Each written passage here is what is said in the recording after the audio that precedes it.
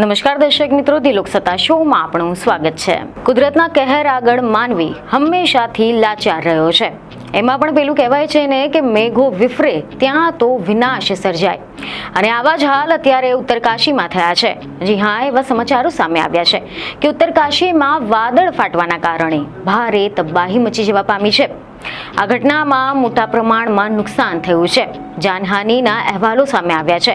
કેટલાય લોકોના જીવ ગયા છે, જ્યારે 50થી વધુ લોકો ગુમ થયા હોવાની જાણકારી સામે આવી છે. ખીરગંગા નદીમાં આવેલા ભયંકર પૂર બાદ ઘરાલી ગામનું અસ્તિત્વ જોખમમાં મુકાઈ ગયું છે. ત્યાં સ્થિત ઘણી બધી હોટલો, લોન્જ, રેસ્ટોરન્ટ, ઘરો ધરાશાયી થઈ ગયા છે. જોકે હાલમાં ઘટના સ્થળે બચાવ કામગીરી ચાલી રહી છે. સેના, એનડીઆરએફ, આઈટીબીપીની ટીમો ઘટના સ્થળે બચાવ કામગીરી કરી રહી છે. પરંતુ જ્યારે આ ઘટના બની હતી ત્યારે સ્થાનિકોએ તેમની જે ભયાનક દ્રશ્ય જોયા હતા તે ખરેખર ખૂબ જ ડરામણા છે. કારણ કે સ્થાનિક લોકોએ તેમની આંખોની સામે જ કેટલીક હોટલો, ઘરોને પાણીના ભયંકર પ્રવાહમાં વહેતા જોયા છે. જોકે સ્થાનિકોનો એવો દાવો છે કે તેમને આ દુર્ઘટના વિશે કોઈ જ પણ પ્રકારની વોર્નિંગ આપવામાં આવી ન હતી.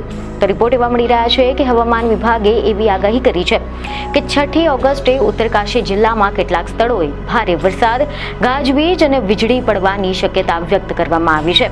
અને આને ધ્યાનમાં રાખીને ઉત્તરકાશી ડિઝાસ્ટર મેનેજમેન્ટ ઓથોરિટીએ 6મી ઓગસ્ટે જિલ્લાની તમામ સરકારી, બિનસરકારી, ખાનગી શાળાઓ અને આંગણવાડી કેન્દ્રોમાં રજા જાહેર કરવામાં આવી છે. તે જ સમયે વહીવટી તંત્ર હવે ઉત્તરકાશીમાં જાહેરાતો કરી રહ્યું છે અને નદી કિનારે રહેતા લોકોને ચેતવણી આપી રહ્યું છે અને તેમને સલામત સ્થળોએ જવા માટે કહેવામાં આવી રહ્યું છે. એવા સમાચારો સામે આવ્યા છે કે આ ધરાલી ગામ ગંગાના મુખ ગંગોત્રી ધામનું મુખ્ય સ્ટોપ ઓવર હોવાથી અહીંયા મોટી સંખ્યામાં હોટલો, રેસ્ટોરન્ટ, સ્ટે હોમ્સ આવેલા છે, જ્યાં મોટી સંખ્યામાં શ્રદ્ધાળુઓ રોકાણ કરતા હોય છે.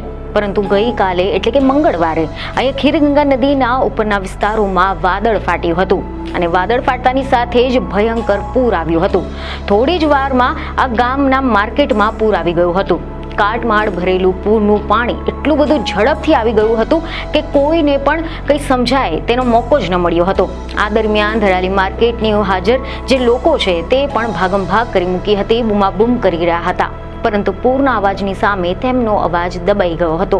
પૂરના પાણી અને કાટમાળની ગતિ એટલી બધી ઝડપી હતી કે તેને એક જ ક્ષણમાં આખા માર્કેટને ઘેરી લીધું હતું. જોવા જેવી વાત છે કે હજુ થોડા જ સમય પહેલા ખીરગંગાના કિનારે સુંદર આજે માર્કેટ દેખાતું હતું, ત્યાં એક જ ક્ષણમાં વિનાશના સંકેતો દેખાવા લાગ્યા હતા અને આ ભારે કાટમાળ ધરાલી શહેર તરફ વહેવા લાગ્યો હતો અને આના કારણે ઘણા બધા ઘરો પણ તબાહ થઈ ગયા છે.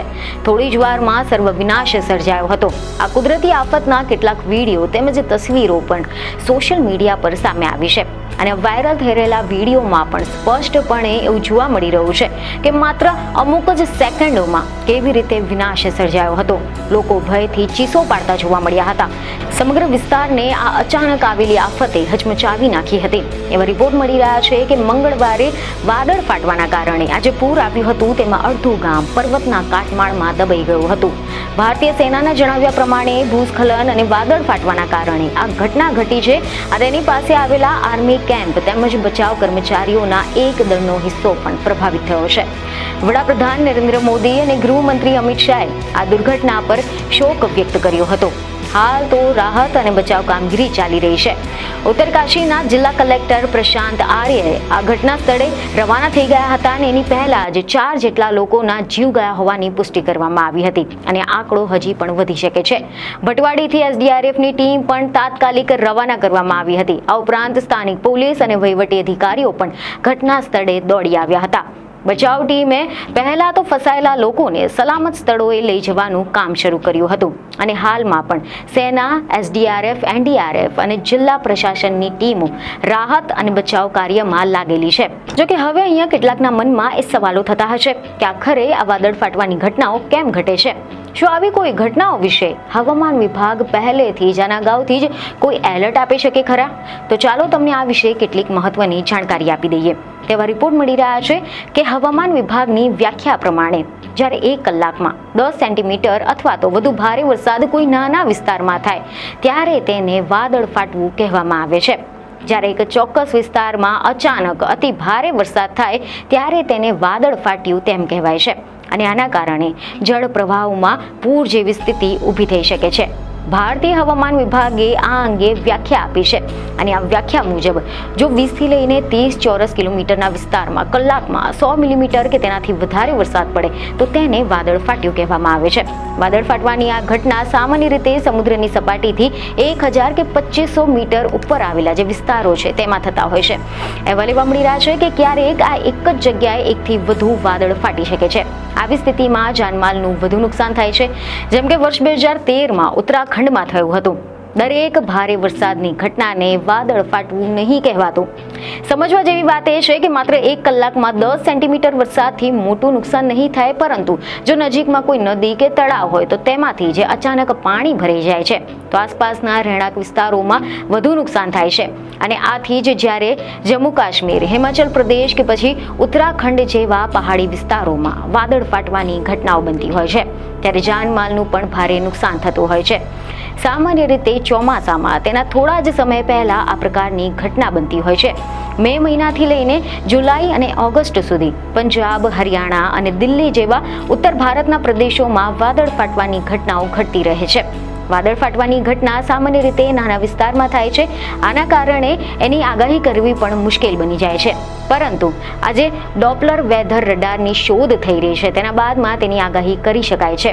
અહેવાલ એવા મળી રહ્યા છે કે આ ડોપલર વેધર રડારના કારણે વાદળ ફાટવાના 6 થી 12 કલાક પહેલા તેની આગાહી કરી શકાય છે. અને આ રડાર પવનની ગતિ અને હવામાં રહેલા ભેજને માપીને આગાહી કરે છે, પરંતુ તેના ચોક્કસ સ્થળ, પ્રમાણ અને વાદળ ફાટશે કે નહીં તેના વિશે આગાહી કરવી મુશ્કેલી બની રહેતી હોય છે. હવામાન વિભાગના અનુસાર વાદળ ફાટવાની શક્યતા ધરાવતા જે વિસ્તારોમાં છે તેમાં સઘન રડાર નેટવર્કની જરૂરિયાત છે, અથવા તો ખૂબ જ ઊંચી રિઝોલ્યુશન વાળા હવામાનનું પૂર્વાનુમાન કરતા જે મોડલ છે તેની જરૂર હોય છે, જે નાના પાયાની ઘટનાઓને પકડી શકે છે. જોકે વાદળ ફાટવાની ઘટના મેદાની વિસ્તારમાં થઈ શકે છે, પરંતુ પહાડી વિસ્તારમાં તેની શક્યતા વધુ હોય છે, કારણ કે ત્યાંની પહાડી ઢાળ એ વાદળોને ઊંચા ઉઠાવવા માટે અને ભારે વરસાદ માટે અનુકૂળ વાતાવરણ આપતી હોય છે. બીજને ખબરો સાથે ફરી મળીશું. ધન્યવાદ.